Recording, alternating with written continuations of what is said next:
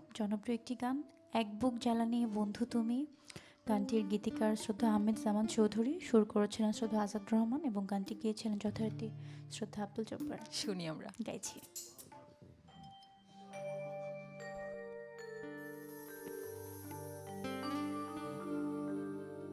এক বুক জ্বালানি বন্ধু তুমি,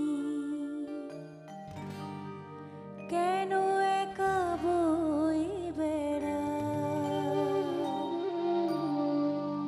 আমায় যদি তুমি বন্ধু মানো, কিছু জানায় আমায় দাও।